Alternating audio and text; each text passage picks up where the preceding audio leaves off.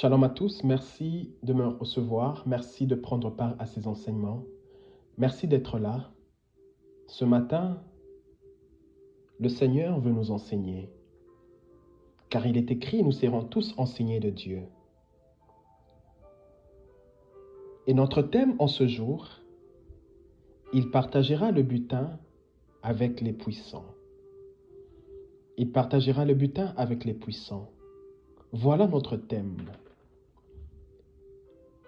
Et cette phrase, nous le retrouvons dans la Bible. Lorsque nous lisons dans Ésaïe chapitre 53, à partir du verset 12, il est écrit « C'est pourquoi je le mets au rang de plus grand, il partagera le butin avec les puissants. » Mais qui est placé parmi les plus grands? Et qui partage le butin avec les puissants? Et pourquoi seulement les puissants? Nous allons découvrir cela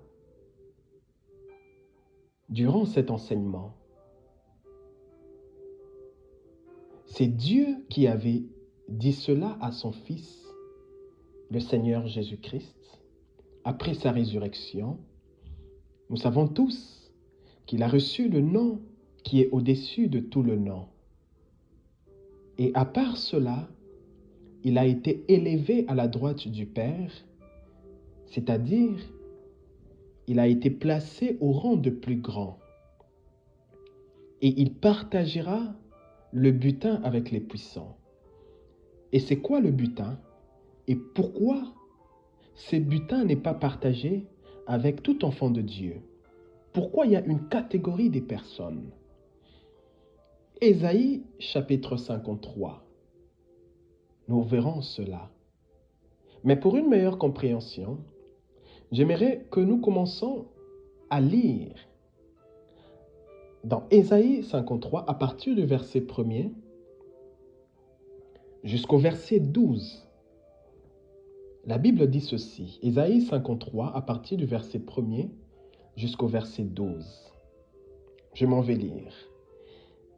Qui a cru à ce que nous était annoncé, c'est-à-dire qui a cru à la nouvelle que nous avons annoncée, qui a reconnu le bras de l'Éternel. Il s'est élevé devant lui comme une faible plante, comme un rejeton qui sort d'une terre desséchée. Il n'avait ni beauté ni éclat pour attirer nos regards, et son aspect n'avait rien pour nous plaire. Méprisé et abandonné des hommes, homme de douleur et habitué à la souffrance. Semblable à celui dont on détourne le visage. Nous l'avons dédaigné, nous n'avons fait de lui aucun cas. Cependant, ce sont nos souffrances qu'il a portées. C'est de nos douleurs qu'il s'est chargé. Et nous l'avons considéré comme puni, frappé de Dieu et humilié. Mais il était blessé pour nos péchés. Il était brisé pour nos iniquités.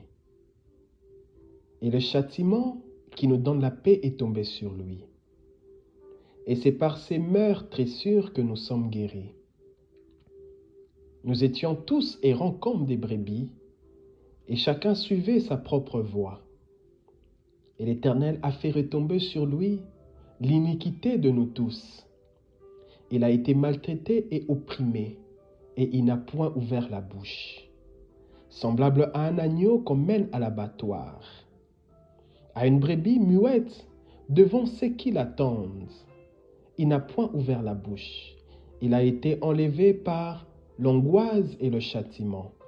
Et parmi ceux de sa génération, qui a cru qu'il était retranché de la terre de vivants et frappé pour les péchés de mon peuple? On a mis son sépulcre parmi les méchants, son tombeau avec les riches, quoiqu'il n'ait point commis de violence et qu'il n'ait point de fraude dans sa bouche. Il a plu à l'Éternel de le briser par la souffrance. Après avoir livré sa vie en sacrifice pour le péché, il verra une postérité et prolongera ses jours. Et l'œuvre de l'Éternel prospérera entre ses mains. À cause du travail de son âme, il rassasiera à ce regard. Par sa connaissance, mon serviteur juste justifiera beaucoup d'hommes, et il se chargera de leur iniquité. Verset 12. C'est pourquoi je lui donnerai sa part avec les grands. Il partagera le butin avec les puissants, parce qu'il s'est livré lui-même à la mort, et qu'il a été mis au nombre de malfaiteurs, parce qu'il a porté les péchés de beaucoup d'hommes, et qu'il a intercédé pour le coupable. Que Dieu bénisse sa parole. Frères et sœurs, peuple de Dieu, ce texte que nous venons de lire, dans ce chapitre, Ésaïe nous rappelle la bonne nouvelle de l'évangile du Christ. Nous voyons Ésaïe parler de la mort et de la résurrection du Christ. Plusieurs années en avant, Ésaïe va prophétiser sur l'œuvre de la croix. Et dans la première partie de cette prophétie d'Ésaïe, Ésaïe nous explique la souffrance de Jésus-Christ au bois de la croix. Dans la première partie, Ésaïe mentionne avec beaucoup de détails ce qui s'est passé lorsque Jésus-Christ mourait au bois de la croix. Toujours dans ce texte, dans la deuxième partie, Ésaïe nous parle de ce qui s'est passé après la résurrection de Jésus. Car le troisième jour, après sa mort, il est sorti de la tombe et il est vivant jusqu'à nos jours. Et dans ce texte, nous voyons tantôt c'est Ésaïe qui parle, mais tantôt c'est Dieu lui-même qui parle au travers Ésaïe. Voilà pourquoi lorsque nous lisons le verset 12 dans Ésaïe chapitre 53 au verset 12, c'est Dieu qui parle. Et Dieu dit ceci: Je place le Seigneur Jésus-Christ au rang des plus grands, et il partagera les butins avec les puissants. Et cette phrase, c'est un principe.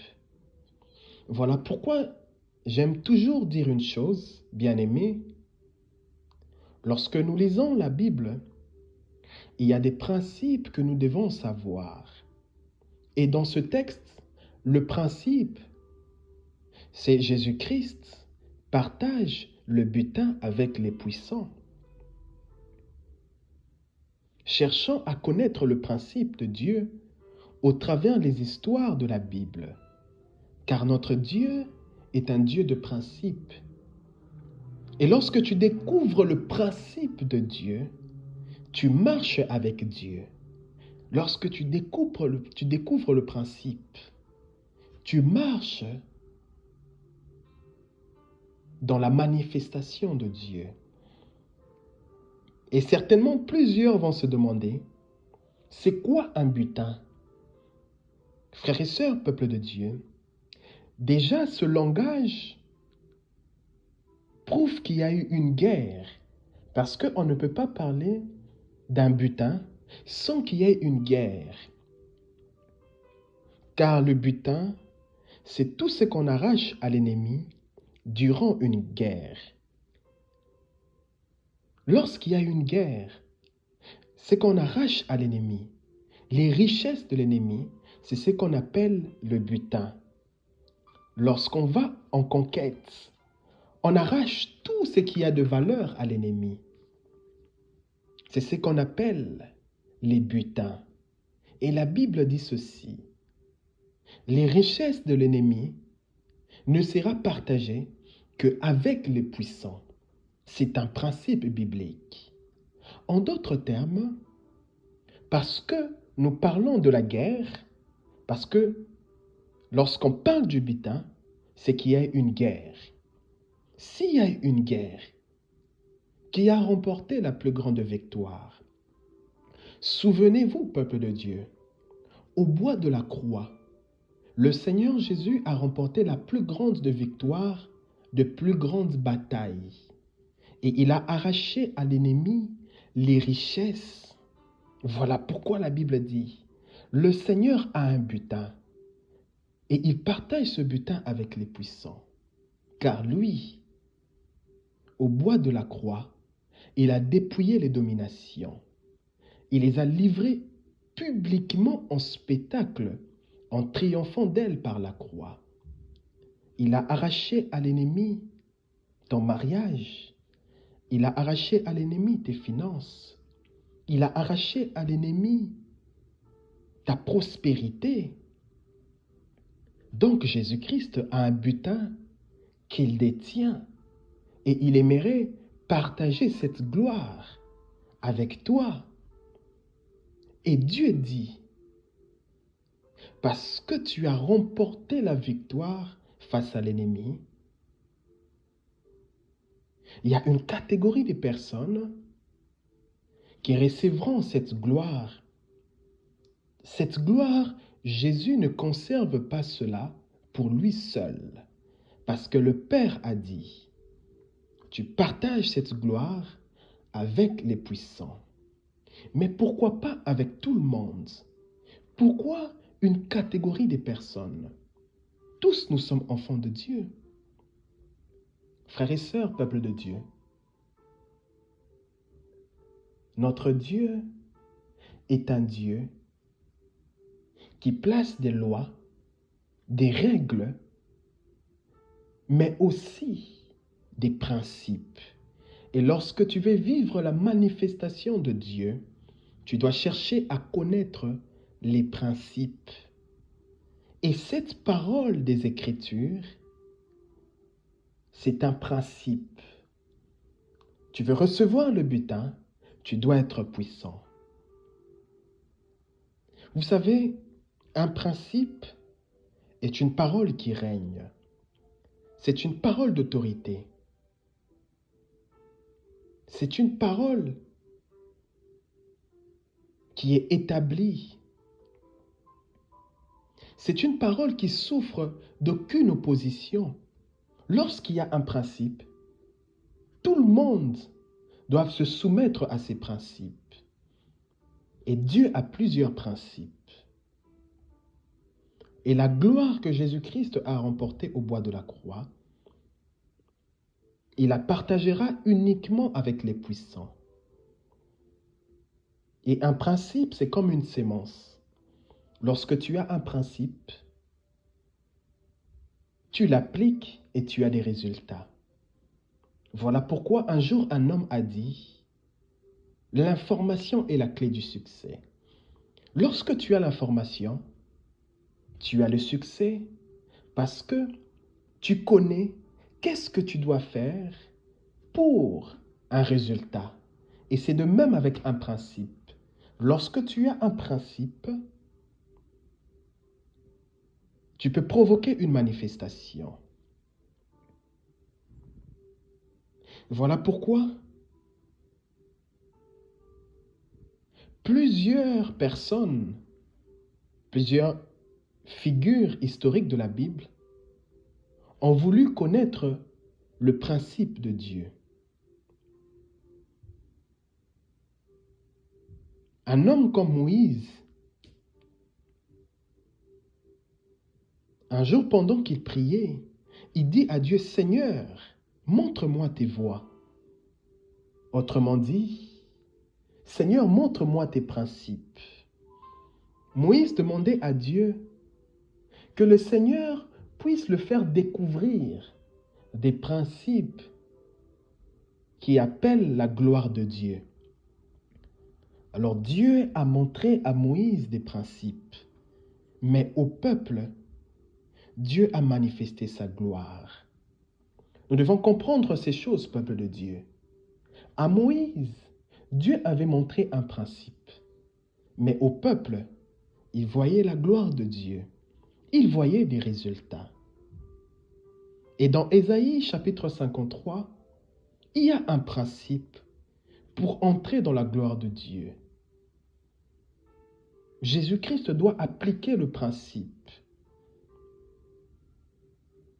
Voilà pourquoi vous allez remarquer, nous pouvons prier, nous pouvons jeûner, nous pouvons louer Dieu. La parole peut être très bien prêchée, mais par la suite, nous remarquons qu'il n'y a pas de résultats. Parce que nous savons tous que 2 ou 3 sont réunis, le Seigneur est parmi nous. Lorsque nous sommes en train de prier, le Seigneur descend. Lorsque nous l'invoquons, il vient, mais il ne vient pas main vide. Il vient toujours avec les richesses de l'ennemi. C'est-à-dire, il vient avec tes finances, avec ton mariage, avec tes bénédictions. Mais Jésus doit appliquer le principe du Père. Il y a un principe qu'il doit partager. Mais ces butins, il ne partage pas avec tout le monde. C'est un principe. Alors il va observer. Si parmi son peuple, il n'y a pas des hommes puissants, s'il n'y a pas des hommes qui désirent la puissance de Dieu, alors le Seigneur va rentrer avec ses butins. Voilà pourquoi vous allez remarquer que plusieurs personnes disent, « Oh, aujourd'hui nous avons adoré Dieu. Nous avons beaucoup prié. » Mais lorsque nous rentrons dans nos demeures, les choses ne changent pas. Les mêmes situations continuent et continuent de jour au jour, des années, rien ne change, les mêmes problèmes. Alors nous commençons à nous poser des questions. Est-ce que réellement Dieu existe? Pourquoi Dieu n'agit pas? Mais parce que il y a un principe que le Seigneur doit appliquer. Voilà pourquoi j'aimerais dire une chose ici, peuple de Dieu. Nous devons aimer la puissance de Dieu. Nous devons désirer la puissance de Dieu. Car Dieu dit, « J'ordonne que vous soyez puissants. » Lorsque nous prions, demandons à Dieu, « Seigneur, nous voulons être revêtus de ta puissance afin de bénéficier de ce butin. » La puissance de Dieu est une promesse. Et quand tu deviens puissant, tu deviens une source de bénédiction. Et c'est par toi que les butins de Dieu passent. C'est par toi que Dieu déverse les richesses. Car il y a un principe, frères et sœurs. Et nous parlons de la puissance de Dieu parce que nous savons qu'il y a un peuple qui cherche le butin. Il y a un peuple qui veut voir la main de Dieu. Et nous devons expliquer au peuple de Dieu qu'il y a un principe. Tu veux entrer dans la gloire de Dieu, tu dois être puissant. Et comment devenir puissant? C'est demander à Dieu qu'il puisse te revêtir de la puissance. Et nous avons vu cela. Jésus-Christ a appliqué ce principe dans la vie de ses disciples. Il savait que ses disciples n'allaient jamais recevoir le butin s'ils ne sont pas revêtus de la puissance. Voilà pourquoi le Seigneur Jésus va leur dire dans Luc chapitre 24, à partir du verset 49, il dit à ses disciples ceci, dans Luc chapitre 24, à partir du verset 49. « Et moi je vais vous envoyer ce que mon Père a promis, mais vous, restez encore à Jérusalem, en attendant de recevoir la puissance de Dieu. » C'est-à-dire que le Père a promis la puissance. Le Père n'a pas promis le Saint-Esprit. Parce que s'il avait promis le Saint-Esprit, Jésus allait leur dire, « Et moi, je vais vous envoyer celui que le Père a promis. » Mais dans Luc chapitre 24, à partir du verset 49, la Bible dit ceci, « Je vais vous envoyer ce que mon Père a promis, et attendez de recevoir la puissance de Dieu. »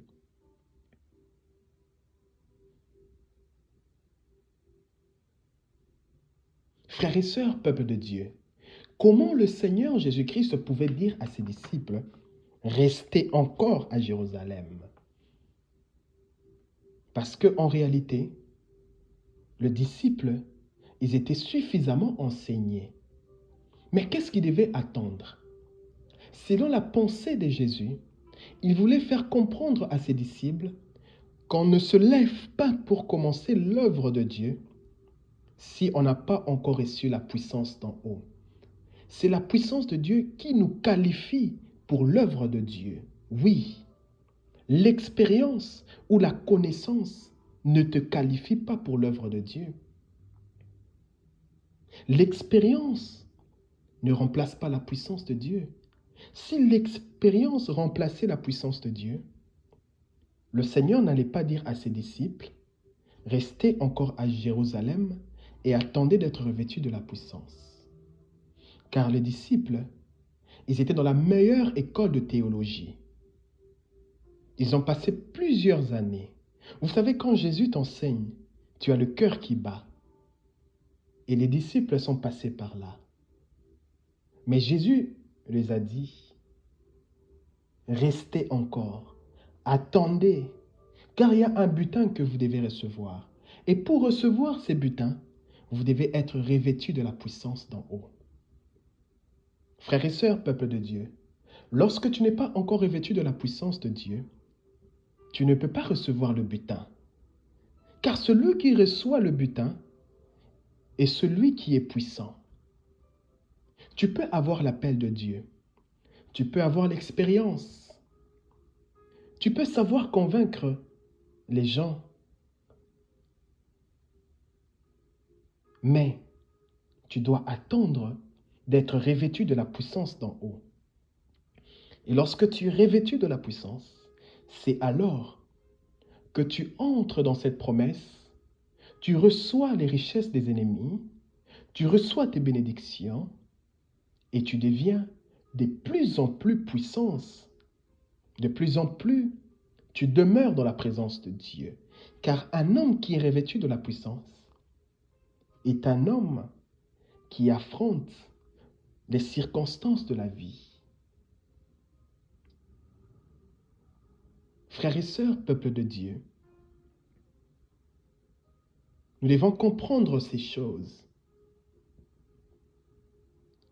Mais certainement, plusieurs vont se demander, comment les disciples alors chassaient les démons? Parce que lorsque Jésus-Christ était avec ses disciples, nous avons vu que les disciples priaient pour des personnes, et ces personnes, les esprits maléfiques sortaient, des personnes étaient guéries. Mais comment expliquer cela?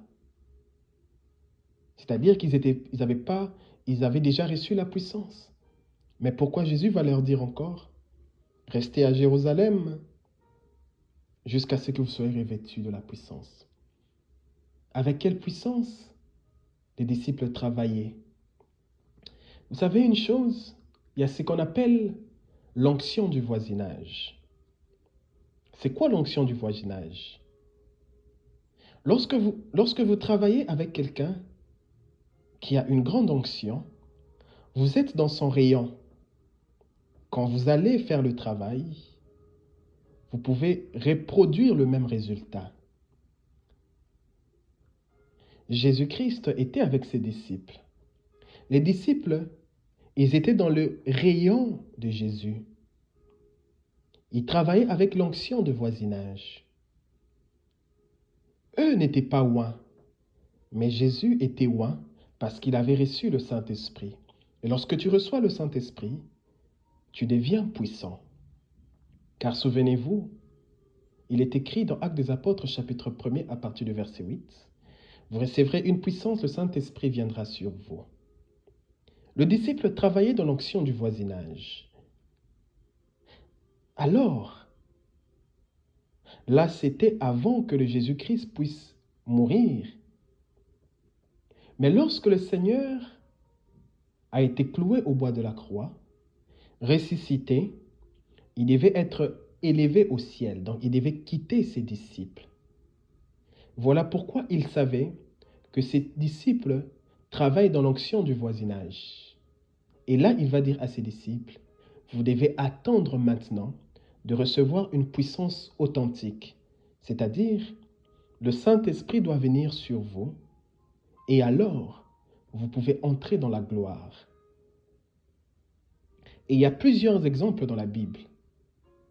Dans Nombre chapitre 11, à partir du verset 25, nous avons vu cela même avec Moïse. Dieu avait dit à Moïse, réunis 70 anciens qui ont autorité sur le peuple.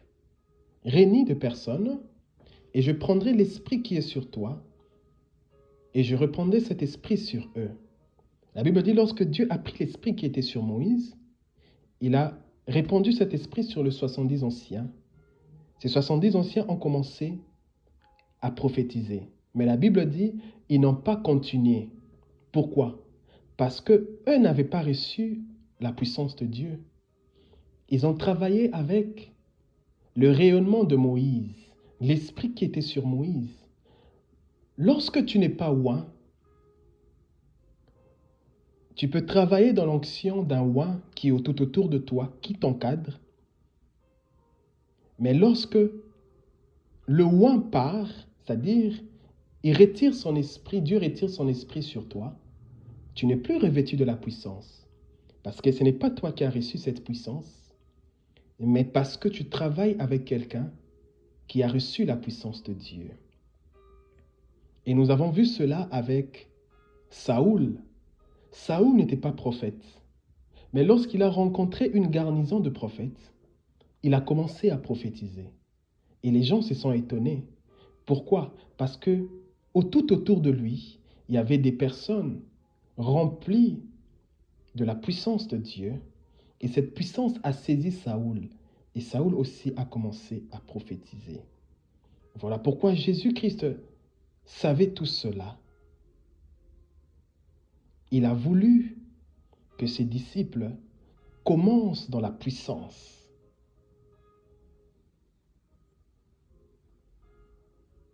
Dis-moi qui tu fréquentes, je te dirai qui tu es. Tu travailles avec quelqu'un qui marche avec l'Esprit de Dieu. Tu peux aussi reproduire ce que lui reproduit, mais cela ne sera pas continuel, car il y a ce qu'on appelle l'onction du voisinage.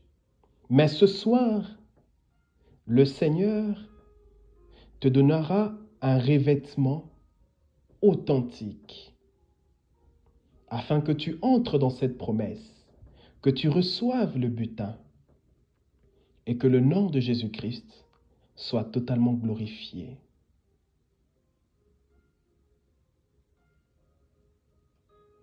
Comment devenir puissant? C'est très simple, peuple de Dieu. La puissance est une promesse. Celui qui nous introduit dans la puissance de Dieu, c'est le Saint-Esprit. La Bible dit, lorsque le Saint-Esprit vient, c'est alors que nous sommes revêtus de la puissance de Dieu. Il faut un contact ou un attachement avec l'Esprit de Dieu pour entrer dans la puissance de Dieu. Dieu promet, mais c'est le Saint-Esprit qui réalise.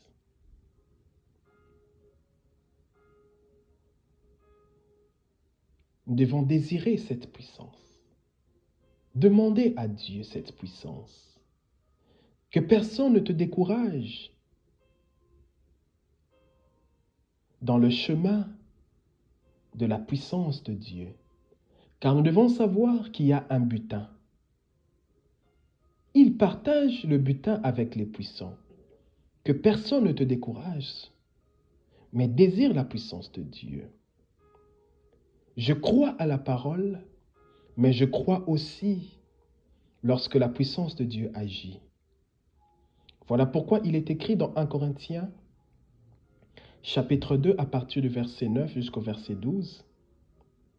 Il y a des choses que les yeux ne voient pas, des choses que les oreilles n'entendent pas, que les êtres humains n'ont jamais pensé.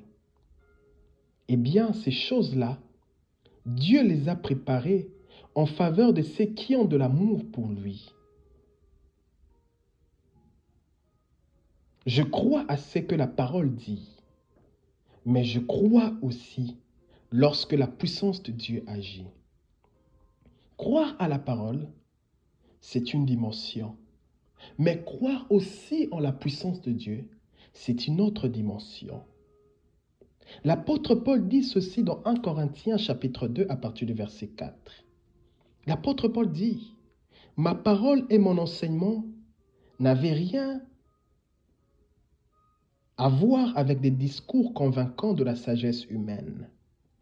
Je ne suis pas venu auprès de vous pour vous convaincre avec la sagesse humaine, mais c'est la puissance du Saint-Esprit qui apparaissait clairement dans ce que je disais. » Pourquoi la puissance de Dieu apparaissait clairement dans ce que je disais? Pour que votre foi ne soit pas fondée simplement sur la parole, c'est-à-dire sur la sagesse humaine, mais que votre foi soit aussi fondée sur la puissance de Dieu. Voilà pourquoi dans 1 Thessaloniciens à partir du verset 1er jusqu'au verset 20, au verset 5, Thessaloniciens chapitre 1er à partir du verset 5, l'apôtre Paul dit ceci. La bonne nouvelle que nous avons annoncée n'est pas arrivée chez vous seulement en parole, mais aussi avec la puissance et l'aide du Saint-Esprit. Frères et sœurs, peuple de Dieu, la puissance de Dieu est très utile pour l'œuvre de Dieu. On ne peut pas accomplir l'œuvre de Dieu sans être revêtu de la puissance. Car nous n'avons pas à combattre avec des personnes moindres. L'ennemi est puissant. Pour affronter l'ennemi, il faut aussi être revêtu de la puissance de Dieu. Les armes de notre guerre. La puissance de Dieu nous permet de guérir les malades. Lorsque tu es revêtu de puissance, tout autour de toi, il n'y aura plus de malades, car tu seras rendu capable de guérir. Tu seras rendu capable de prêcher la bonne nouvelle, de répandre la parole de Dieu, car il y a un peuple qui a besoin d'écouter la parole de Dieu. Le Saint-Esprit passe par toi pour communiquer la parole de Dieu. Lorsque tu deviens puissant, le Saint-Esprit se réjouit. Dieu dit, voilà, j'ai trouvé quelqu'un. Et Dieu applique ce principe-là. Il partage le butin avec les puissants. Donc tu entres dans cette promesse et la gloire de Dieu se manifeste en toi. Tu deviens un canal de bénédiction. C'est par toi que le butin de Dieu passe. Mais aussi la puissance de Dieu, frères et sœurs, peuple de Dieu, nous permet d'être de témoins de Jésus-Christ et d'emmener les gens à Dieu. Les âmes qui sont perdues, c'est à notre travail, à notre responsabilité de leur prêcher la bonne nouvelle afin de ramener leur cœur vers l'Éternel. Car Romains chapitre 1er à partir du verset 6, Paul dit ceci, « Je n'ai pas honte d'annoncer l'Évangile. Je n'ai pas honte de prêcher la parole de Dieu, car la parole de Dieu, c'est une puissance de Dieu pour le salut de quiconque croit. » La parole de Dieu, c'est une puissance et elle sauve tous ceux qui croient en Dieu. Et cette parole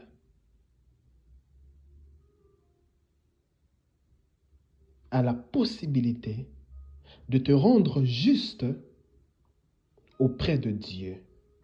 Dieu reconnaît les êtres humains comme justes lorsque nous croyons en lui. Et la foi vient de ce qu'on entend. Et ce qu'on entend vient de la parole de Dieu.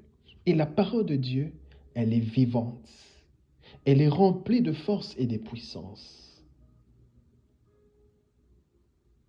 La Bible nous dit ceci. Lorsque Jésus-Christ était à Jérusalem, plusieurs ont cru en lui. Vous savez pourquoi? À cause des miracles qu'il accomplissait. Et plusieurs personnes l'ont suivi. Et plusieurs ont reconnu réellement que Jésus-Christ est l'envoyé de Dieu pour acheter l'humanité. Et la puissance de Dieu était sur le Seigneur. Voilà pourquoi il est écrit, nous savons tous comment Dieu a répandu la puissance de Jésus, la puissance du Saint-Esprit sur Jésus, qui allait de lieu en lieu faisant du bien. Il guérissait les malades, il chassait des démons, il libérait les captifs. Bien-aimé peuple de Dieu, la puissance de Dieu dépasse notre intelligence. La puissance de Dieu dépasse tout ce qu'on peut imaginer. Et cette puissance apporte la vie en nous. Ce matin, j'aimerais dire à quelqu'un, désire cette puissance. Demande à Dieu. Et lorsque tu seras revêtu de la puissance, tu recevras alors le butin. Oui, tu recevras le butin. Si tu n'as pas encore reçu le butin, c'est que tu dois d'abord chercher la puissance de Dieu et que personne ne te décourage sur ce chemin-là. C'est une promesse. Souviens-toi qu'il est écrit, j'ordonne que vous soyez puissants. Que Dieu nous bénisse. À nous revoir prochainement pour d'autres enseignements. Shalom.